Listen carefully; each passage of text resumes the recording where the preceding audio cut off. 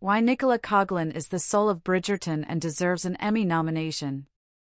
Anyone who's seen Nicola Coughlan in Derry Girls knows that she's a brilliant comedic performer. As nerdy teenager Claire Devlin, Coughlan made teenage anxiety immensely physical and palpable, firing her dialogue with all the air in her lungs, walking with so much propulsive energy she was nearly tripping over herself.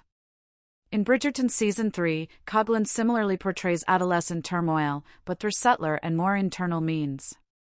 As wallflower Penelope Featherington, who harbors a double identity as the controversial Lady Whistledown, Coughlan was tasked not just with making the Ton's resident introvert a mesmerizing lead but also with bringing humanity to her character's morally ambiguous actions. Coughlan nails it. The hit Netflix show's third season sees Penelope fully step into the spotlight as a romantic interest. In Penelope's evolution, Coughlan captures how a young woman's coming of age is defined as much by her own personal choices as it is by her struggle against society's expectations for women. And Coughlan makes a case for herself as an excellent dramatic lead, the kind that Emmy voters should pay attention to. That's because Coughlan has to reconcile two conflicting aspects of her character. One is the standard teenage heroine. Penelope previously existed mainly on the sidelines, a spinster-to-be. Her transformation into the center of attention is literally represented through a glow-up. There's a scene in which she enters a ballroom sporting a completely different fashion in hair and makeup. Coughlan's tentative delight as she notices the amount of eyes on her instantly makes viewers root for her. She establishes Penelope as our favorite underdog. This idea is complicated by the fact that Penelope wields actual power as the anonymous writer behind an all-knowing gossip rag that can completely make or break someone's reputation. The journey that Penelope undergoes in becoming the main character is something Lady Whistledown already pulled off. Penelope has been the main character all along, it's just that now, she must own up to that status, including the hurt she caused to attain it. It's to Coughlan's credit that these emotional threads stay together.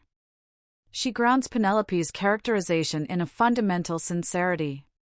Penelope's flaws are humanizing, never outright villainous, and neither are they completely ignored. She's an intelligent young person, but she's not immune to her age. Coughlan realistically captures what it's like to be in the throes of adolescence, fumbling toward the person you want to be. Take, for instance, the scenes when Penelope tries to flirt with a gentleman for the first time. Her awkward attempts at conversation are incredibly entertaining and charming as Coughlan leans into the cringe. For all of Penelope's brilliance as a proto-journalist, she can't help her social inexperience. Similarly, Coughlan taps into a universal feeling when Penelope asks her childhood friend and longtime crush, Colin Bridgerton, to kiss her.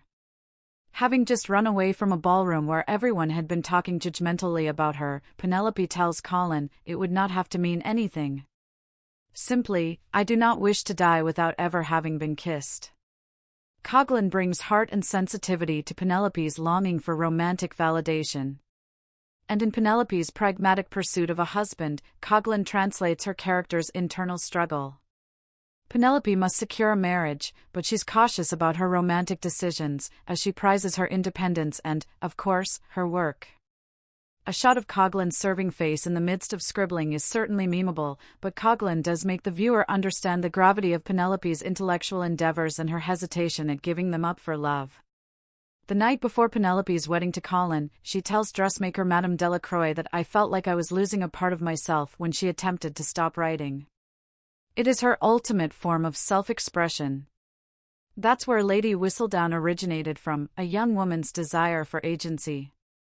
If Penelope's approach was messy and slightly misguided, Coughlan's portrayal indicates that her actions as Lady Whistledown sometimes reflected the missteps of youth. You are a girl who did not know her own power, Madame Delacroix also reminds her. And so Coughlan imbues Penelope's acceptance of accountability with the same earnestness that she treats her character's first romantic encounters. Penelope decides that going forward, she'll punch up rather than punch down.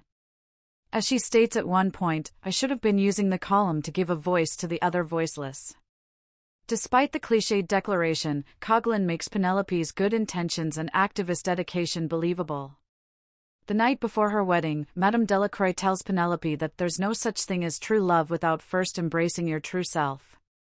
By the end, we see Penelope accept who she is, wallflower and alter ego combined.